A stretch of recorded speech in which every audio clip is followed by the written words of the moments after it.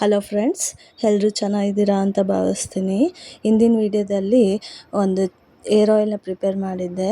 ಅದೇ ಥರನೇ ಇವತ್ತೊಂದು ಚಟ್ನಿ ಪುಡಿ, ಕರಿಬೇವಿನ ಚಟ್ನಿ ಪುಡಿ ಮಾಡ್ತಾಯಿದ್ದೀನಿ. ಬನ್ನಿ ನೋಡೋಣ. ಫಸ್ಟಿಗೆ ಎಣ್ಣೆಗೆ ಕಡಲೆಬೇಳೆ 1 ಸ್ಪೂನು, ಉದ್ದಿನಬೇಳೆ 1 ಸ್ಪೂನು, ಬೆಳ್ಳುಳ್ಳಿ ಹಾಕಿ ಫ್ರೈ ಮಾಡ್ಕೋಬೇಕು. ಚಟ್ಪಟ ಅಂದಮೇಲೆ ಒಂದು 10ರಿಂದ 12 ಒಣಮೆಣ್ಸಿನ್ಕಾಯಿನ ಹಾಕ್ಕೋಬೇಕು. ಆಮೇಲೆ ಒಂದು 4 ಸ್ಪೂನು ಒಣಗಿದ ಕಾಯಿ ತುರಿನ ಹಾಕ್ಕೋಬೇಕು.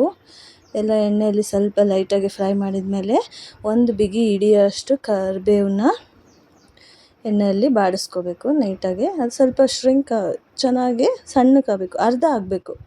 ಅರ್ಧ ಆಗೋ ತನಕ ಎಣ್ಣೆಯಲ್ಲಿ ಫ್ರೈ ಮಾಡಿದ ಮೇಲೆ ರುಚಿಗೆ ತಕ್ಕಷ್ಟು ಉಪ್ಪು ಹಾಕ್ಕೋಬೇಕು. ಆಮೇಲೆ ತರಿಯಾಗಿ ಮಿಕ್ಸಿಯಲ್ಲಿ ಪುಡಿ ಮಾಡ್ಕೋಬೇಕು. ಇದು ಪಿ ಜಿಯಲ್ಲಿರೋರಿಗೆ, ಹಾಸ್ಟೆಲಲ್ಲಿರೋರಿಗೆ, ಟ್ರಾವೆಲ್ ಮಾಡೋರಿಗೆ ಎಲ್ಲರಿಗೂ ಒಂದು ಬಿಸಿ ಅನ್ನಕ್ಕೆ ಒಂದು ಸ್ವಲ್ಪ ಈ ಚಟ್ನಿ ಪುಡಿ ತುಪ್ಪ ಹಾಕ್ಕೊಂಡು ತಿಂದುಬಿಟ್ರೆ ತುಂಬ ಟೇಸ್ಟಿಯಾಗಿರುತ್ತೆ. ಚಪಾತಿಗೂ ರೊಟ್ಟಿಗೂ ತುಂಬ ಚೆನ್ನಾಗಿರುತ್ತೆ. ಇಲ್ಲಪ್ಪ ಇನ್ನೊಂದು ಏನು ಆಪ್ಷನ್ ಅಂದರೆ ದಿನ ಸ್ಕೂಲಿಗೆ ಹೋಗೋ ಮಕ್ಕಳಿಗೆ ಲಂಚಿಗೆ ಏನಪ್ಪ ಮಾಡೋದು ಅಂತ ಯೋಚನೆ ಆಗುತ್ತಲ್ಲ, ಆವಾಗ ಒಂದು ಒಗ್ಗರಣೆ ಮಾಡ್ಕೋಬೇಕು. ಅದಕ್ಕೆ ಸ್ವಲ್ಪ ಎಣ್ಣೆಗೆ ಸಾಸಿವೆ ಸಿಡಿದ್ಮೇಲೆ ಶೇಂಗಾ ಫ್ರೈ ಮಾಡ್ಕೊಂಡ್ಮೇಲೆ ಕರಿಬೇವು, 1-2 ಒಣಮೆಣ್ಸಿನ್ಕಾಯಿ ಹಾಕ್ಕೊಂಡು ಫ್ರೈ ಮಾಡಿದ್ಮೇಲೆ 1-2 ಸ್ಪೂನು ಈ ಚಟ್ನಿ ಪುಡಿನ ಹಾಕ್ಕೊಂಡು ಸ್ವಲ್ಪ ಬಾಡಿಸ್ಕೋಬೇಕು.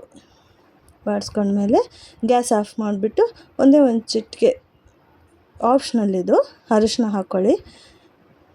ಹಾಕ್ಕೊಂಡು ಬಿಳಿ ಅನ್ನನ ಕಲಿಸ್ಕೋಬೇಕು. ಬಿಸಿ ಅನ್ನ ಕಲಿಸ್ಕೊಂಡ್ಮೇಲೆ ನೀಟಾಗಿ ಕಲಿಸ್ಕೊಂಡ್ಬಿಟ್ಟು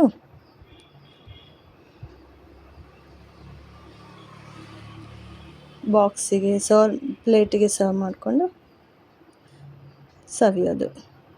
ರುಚಿಗೆ ತಕ್ಕಷ್ಟು ಸ್ವಲ್ಪ ಉಪ್ಪು ಹಾಕ್ಕೊಳ್ಳಿ. ಪುಡಿಯಲ್ಲೇ ಸ್ವಲ್ಪ ಉಪ್ಪಿನ ಅಂಶ ಇರುತ್ತೆ, ಟೇಸ್ಟಿಗೆ ತಕ್ಕಷ್ಟು ಉಪ್ಪು ಹಾಕ್ಕೊಳ್ಳಿ. ನೋಡಿ, ತುಂಬ ರುಚಿಯಾದ ಕರಿಬೇವಿನ ಚಟ್ನಿ ಪುಡಿಯಿಂದ ಒಂದು ಬ್ರೇಕ್ಫಾಸ್ಟ್ ಇಲ್ಲ ಲಂಚ್ ಬಾಕ್ಸಿಗೆ ತಿಂಡಿ ಪ್ರಿಪೇರ್ ಆಗಿದೆ.